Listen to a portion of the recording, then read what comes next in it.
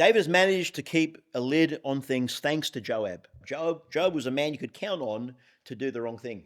I hope we'd be different. I hope we could be counted on doing the right thing. Well, good to have you out tonight. Please, again, turn to 1 Samuel.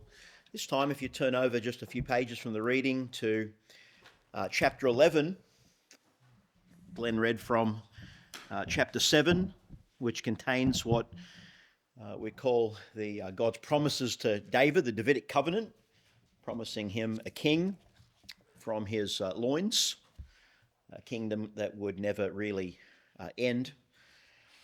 And certainly a high point in the book of Samuel, that God would establish David's kingdom in a different way, in a superior way to Saul's kingdom that barely lasted beyond Saul's reign. Nonetheless, we come to a very hard chapter, not only in Samuel, but in the entire scriptures.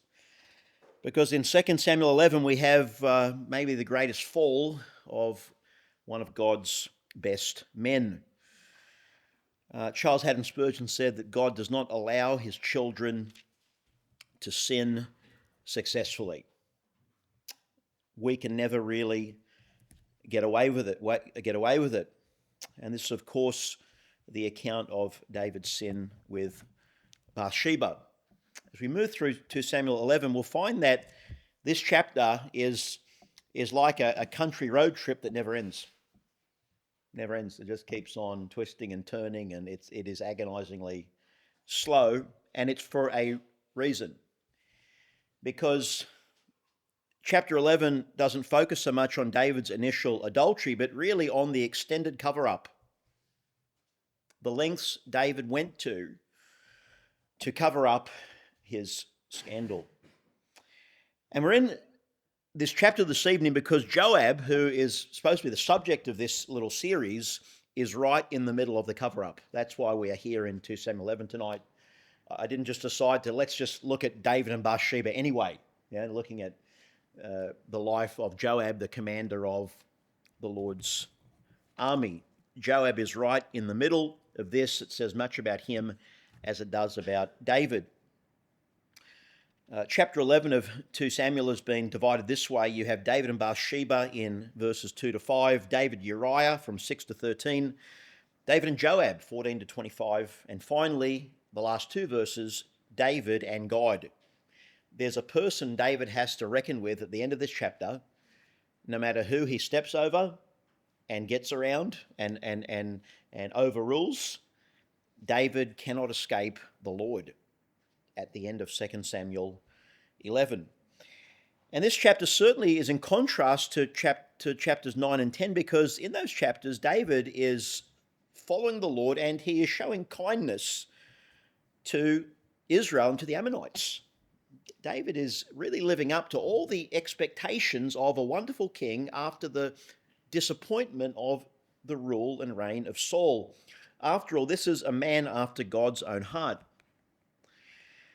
And so what I want to do this evening is to sort of walk through this chapter, see where Joab fits in, see some lessons we can get, and then we're sort of going to land in the last half of 2 Samuel 12, where the story has a very interesting end. But if you look at verse 1 of 2 Samuel 11, it says, it happened in the spring of the year, the time when kings go out to battle. Up to this point, though Joab is David's commander of the army, David is fighting. He's not just staying behind, chalking up the victories and getting the acclaim. He is in the battle with Joab organizing. But this time it is different. David sends Joab and his servants with him and all Israel, and they destroyed the people of Ammon and besieged Rabbah. But David remained at Jerusalem. I'm going to come back to this Ammonite account at the end of chapter 12, but David, despite staying home, is still enjoying many successes through Joab. It's probably April or May, the winter rains had stopped, the weather's getting warmer, a wonderful time for some spring offensives. We talk about spring shopping. Well, in the Old Testament, you talk about spring fighting. The weather's great, let's go fight. Let's go take on some of the Lord's enemies. And scholars have looked at this time in David's life. They estimate that he is about 50 years old. 50 years old. So let me tell you, men, whether you're 50 in the Old Testament time, 1,000 years before Jesus, whether you're 50 in 2026, we're in the second half. And that's putting it very generously. We're in the second half. We don't have the energy, the enthusiasm for fighting so much as we may have as if we're soldiers back in Old Testament times. You are very much in the not the last lap necessarily, but you know what I'm saying. David's an older man now, an older man. And you know this story well in verse 2, that one evening David arose from his bed, he walks on the roof of the king's house. He must have the best views in all of Jerusalem, the best views. And from the roof he saw a woman bathing, and maybe that's not all that unusual. You know, people bathed outdoors, that you didn't have the great en-suites and bathrooms that, you know, we just all take for granted. This may not have been all that much of a surprise, and David being in his palace, probably the best views of the city, he's going to see more than what other people see. And to see a woman or a man bathing may not have been all that unusual, but it's what he, not just what he sees, but obviously what he gazes upon and has that second look at. There are lots of things we see all around us that we don't plan to see. You know, we can go out shopping and we just want to go shopping, and we can get assaulted with all sorts of images and you name it. Well, it's what we dwell upon and what we think upon that is the real problem. And so David notices this woman who's very, very beautiful. And so David, after this initial encounter, does something which he should never, ever have done. He pursues her with some initial inquiries. He inquires about the woman. Now, up to this point in 2 Samuel, David has many wives and concubines. Family-wise, he is well and truly looked after. He doesn't need any more women in his life. He has wives, more than he should have taken, but he has a large and burgeoning family, and he doesn't need to ask about anyone else, but he does. Who is she? Who is this woman? Well, she has a name. She's got a name. She's the person, Bathsheba, the daughter of Eliam. Now, that may not mean much to us, but you know, later in Samuel we learn that it seems Bathsheba is the granddaughter of David's advisor Ahithophel. She belongs to a family that has served King David well, and may explain why Ahithophel betrays David years later, since David had violated his granddaughter. But she's also married. She's married. She has a husband, Uriah the Hittite. Hittites were from surrounding countrysides. You might say he was a permanent resident, but a loyal resident, a man who served David, who was a fighter, who loved his new country. And you know, once David had this information, once he knew that she was a married woman and she belonged to a family that was serving him loyally and faithfully, there should have been no more inquiries. And what chapter 11 does is present to us David as a man who is sinking and sinking and sinking and sinking under the weight of his own decisions. I mean, like everything he does in this chapter is wrong. He keeps on digging a grave bigger and more deeper for himself. And notice how quickly this sin is presented in verse 4. He sent messengers, which means that there are now witnesses. And among those witnesses, there are going to be some gossips, most likely. And they took her, and she came to him, and he lay with her, for she was cleansed from her impurity, and she returned to her house. Very, very transactional, secretive, and almost brutal in its descriptions of this illicit encounter, Bathsheba really had no choice. She had no choice when the king commands her to come. And in verse 5, she conceives, and she sends David again, more messengers, more witnesses, more people aware of the growing scandal. And the message is, I am with child. And what is difficult about this chapter to read and to know is that we're reading about a man who is really one of the good guys, sort of guy that we love and we admire. Our children grow up hearing about King David, this awesome guy that defeats Goliath. We put him on this pedestal. He's one of the good guys. He's one of the good guys. He's not just like a Samson or just a wicked king that was a grub. He's one of the good guys that gets involved in this. And because he's a man after God's own heart, because he does love God and know God, he's going to feel this very deeply.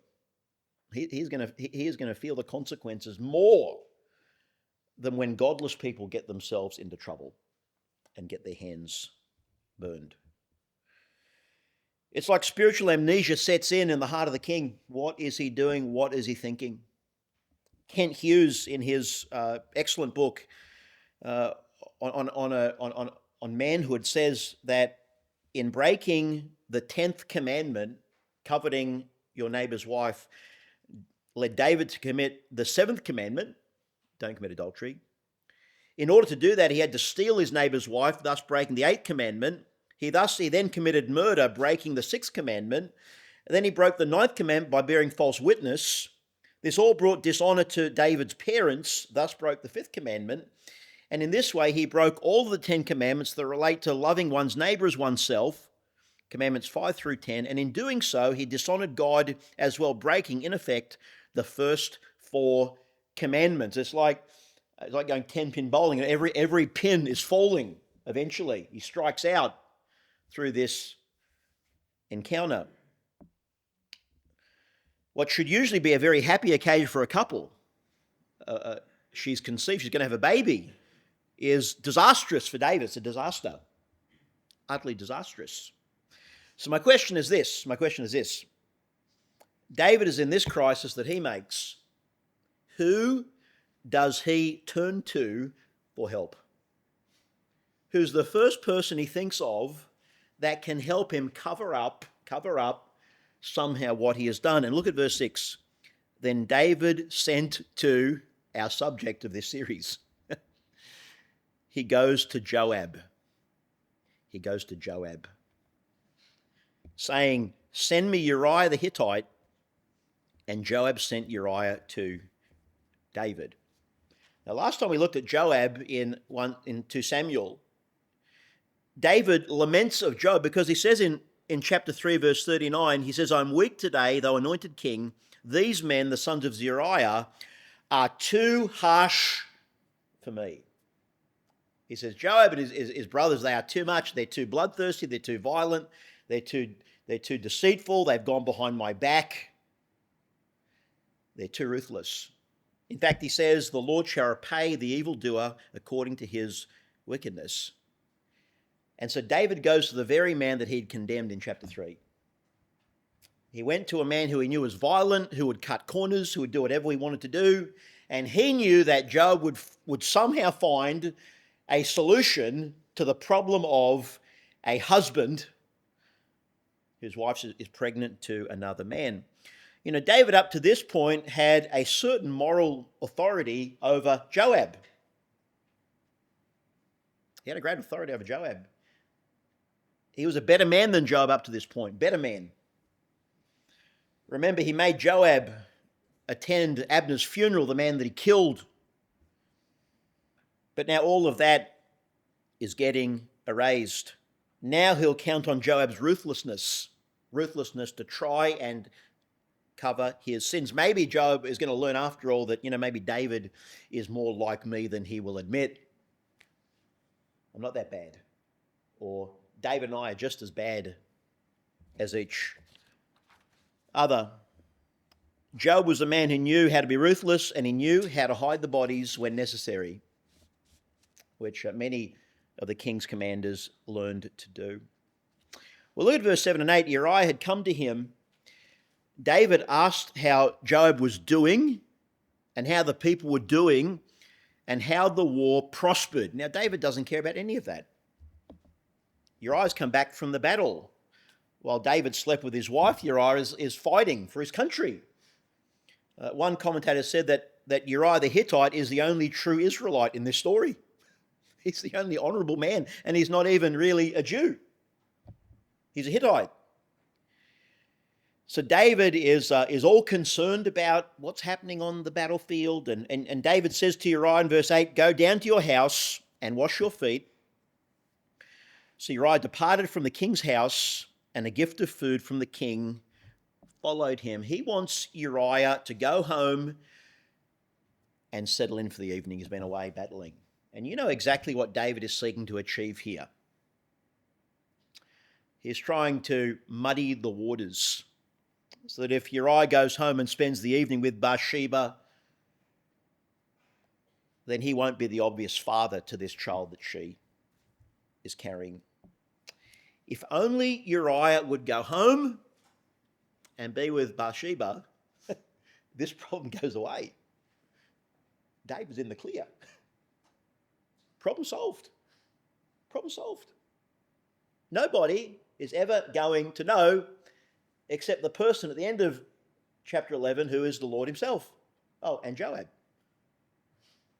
And a few of the servants here and there, depending on what they say.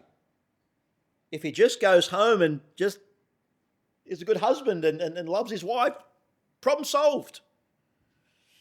Well, Uriah is too good a man for that.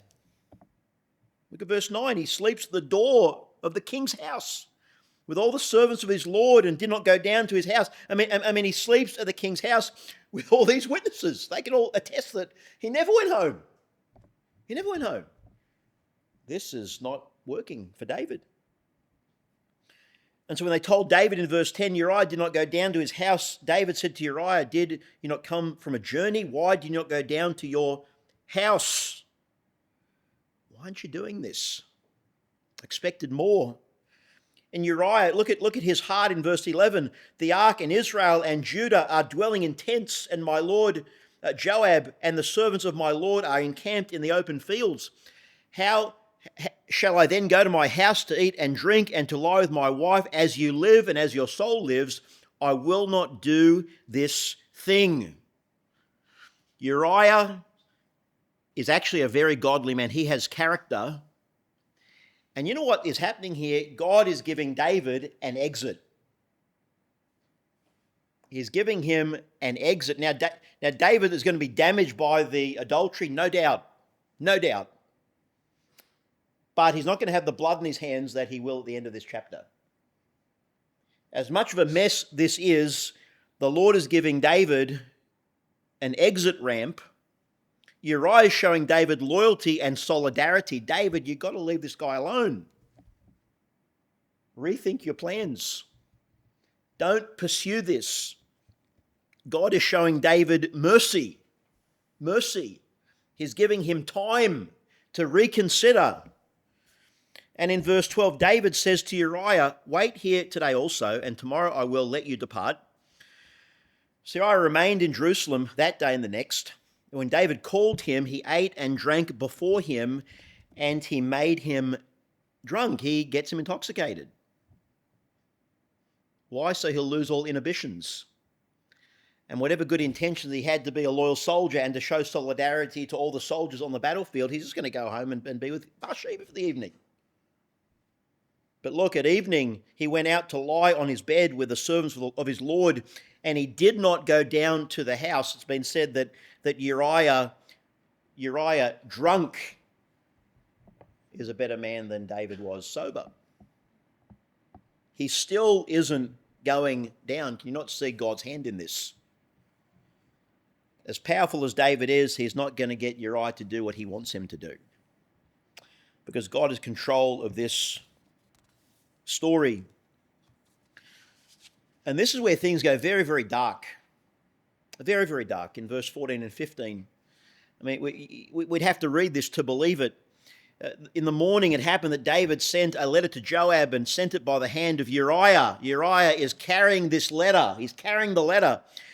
And he wrote in the letter saying, set Uriah in the forefront of the hottest battle and retreat from him, that he may be struck down and die.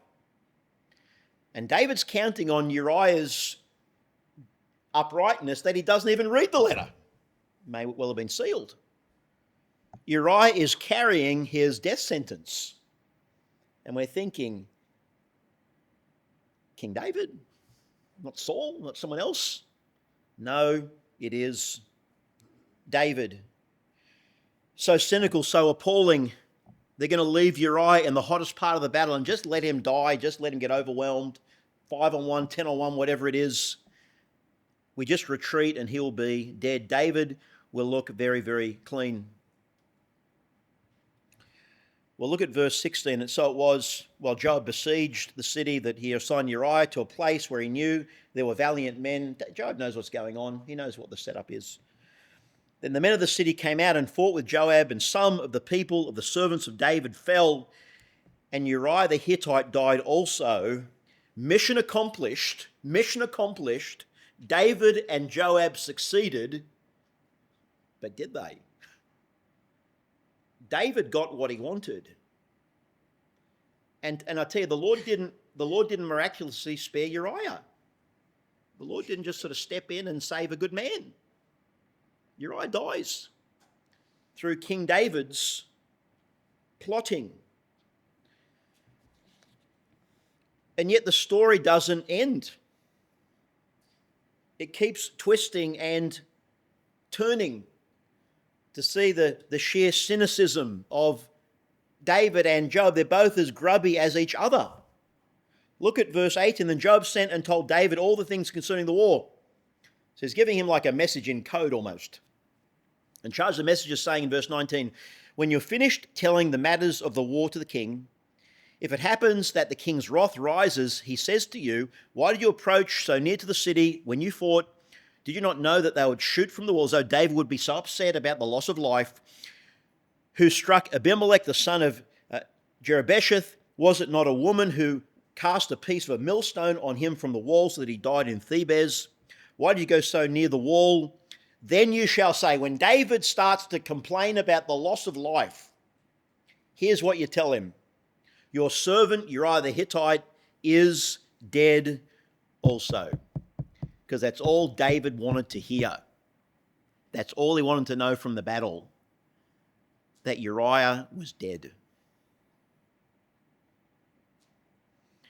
So the messengers go and they tell David in verse 22, and the messenger said to David in verse 23, surely the men prevailed against us and came out to us in the field. Then we drove them back as far as the entrance of the gate. Like, we had this great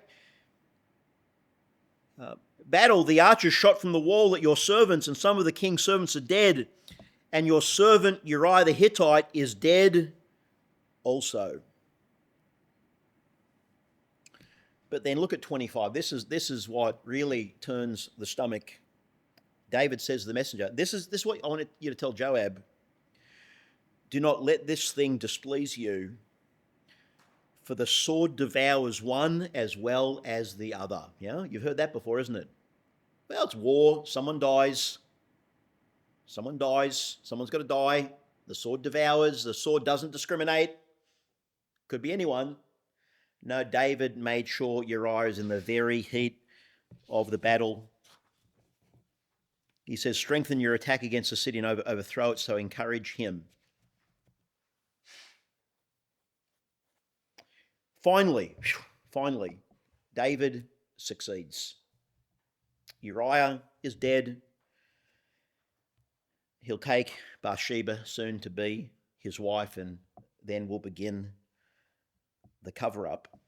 But at least Uriah can never publicly accuse David of taking his wife. David has managed to keep a lid on things thanks to Joab. Thanks to Joab. Joab was a man you could count on to do the wrong thing.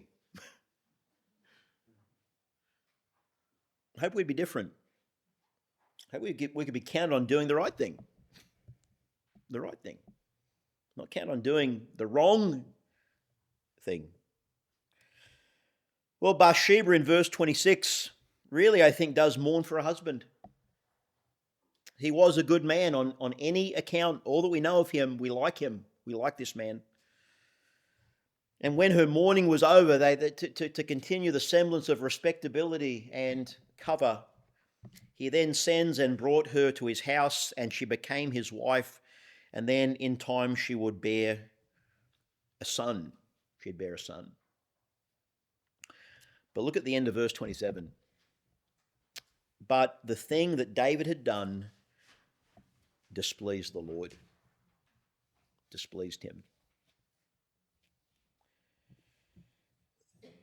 This is a situation that David, after that initial look, and we all get tempted by looks in many different circumstances, decided to keep looking and to keep plotting, to keep scheming, and to get what he wanted. Eventually he had the resources and the power to do it. Thank God we now have the power of a sovereign. Thank God. Thank God I don't sign the church's checkbook. Thank the Lord. That'll be a temptation for 2 or 3 other signatories. Thank you very much. It's not something I need to think about. Thank the Lord we don't have the power just to do whatever we want in life. The issue is it's David's sin. He's the king. He sees how sin unravels Saul's reign. David, almost like hardly any other kings, knew what it was to have God with him. I mean, David is successful. He has the pleasure of God on his life. In 2 Samuel 8 it says, the Lord preserved David wherever he went. David reigned over all Israel in verse 15, and David administered judgment and justice to all the people. David up to this point is a fair, honourable, good king. And yet, David, wait for it, is a sinner. As good as he is, as great as he is commended in Scripture, he gets tempted just like you and me get tempted. And his temptations are just as real, even though he's a man after God's own heart. Still does. Still does. Indulgence set in. He stopped going out to fight. He wanted to enjoy the successes of past battles. He had many wives and concubines. He wanted to put his feet back and enjoy things. And that's when he was a target for Satan. A target. When he just wanted to stop fighting. David is a king. He's a warrior. And I tell you, the best thing for a warrior is to be fighting God's enemies. That's what warriors should be doing. But David holds back. Remember how David said concerning Joab in chapter 3, I'm weak today, these men are too harsh for me. The Lord shall repay the evildoer according to his wickedness. Well, now David is the harsh evildoer. He has blood in his hands like Joab has. Like Joab has. And I think, and though this is not the main point of this evening's message, to fight all sorts of temptation, we cannot be strong in ourselves. It's not just about, I'm just not going to commit that sin anymore. There's a spiritual dynamic to these things. And it comes about by trusting in the Lord, like your life depended on it. Like your life depended on it. That's what it's about. 1 Peter 5:8, be sober, be vigilant, because your adversary, the devil, walks about like a roaring lion, seeking whom he may devour. Think about that in temptation. Trust in the Lord. Don't undo decades of a good testimony, as David did. Well, how does this episode end? Because in chapter 12, you've got, he gets confronted by Nathan the prophet. You've got all these things happening. But my question is, what happens with those Ammonites, the beginning of chapter 11? Well, go to the end of chapter 12, and see how things end. Look at verse 26. It says, Joab fought against Rabbah of the city of the people of Ammon and took the royal city. So there's like success, even though Uriah is dead, and there's this terrible blemish. And Joab sent messages to David and said, I fought against Rabbah, I've taken the city's water supply, now therefore gather the rest of the people together and encamp the people together and encamp against the city and take it, lest I take the city and it be called after my name. He wants to give David glory. So David in verse 29 gathers the people together. They go to Rabbah, fought against it and took it. David is in the battle again, where he should have been in the first place. But look at this in verse 30. Then he took their king's crown from his head. Its weight was a talent of gold, some kilos with precious stones, and it was set on David's head. David gets the throne, the crown of an enemy king, and he brought out the spoil of the city in great abundance. And he brought out the people who are in it. He put them to work with saws and iron picks and iron axes and made them cross over to the brickworks. So he did to all the cities of the people of Ammon. Then David and all the people returned to Jerusalem. You know what? This finishes on a high note, but this victory is an empty one. It's an empty one. After all that happens, David gets to wear someone else's crown. Big deal. He failed. He failed the real test. He failed the real battle. It is anticlimactic, this Pyrrhic battle against the Ammonites at the end. David beat the Ammonites, but he lost to himself. And he enlists Joab in the cover-up. What God wants to tell us from this story is that he wanted his king to be obedient and to be holy, to be godly. It's what he really wanted David to be in those chapters. 1 and 2 Samuel introduced leaders that were men at best. Eli, Samuel, Saul, flawed, and now David, the covenant king. And yet, even the kingdom in David's hands is not safe. Even a good king can do some really bad things, as David did. And this story reminds us that there needs to be someone that's going to sit on David's throne who's going to be godly. He's going to do this forever. And you remember, Jesus Christ is David's greatest son. He's going to succeed where David and really everyone else has failed. That is, they disobey the Lord. Now we need a divine king. This makes us wait for Christ who would come.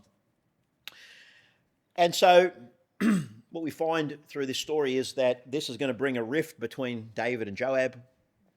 Joab will look at David differently from now on. Differently. The shine from David's crown is gone. The shine's gone. He's a man after all. He will plot and scheme the way Joab plots and schemes, doesn't think twice about it. And yet, there is some chastening coming. There are storm clouds coming, as we saw from 2 Samuel 7, where there's disobedience to the covenant. God is going to bring chastening from the sons of men. It's going to happen in David's family. So what can we be counted on, friends? Can we be counted on like Joab?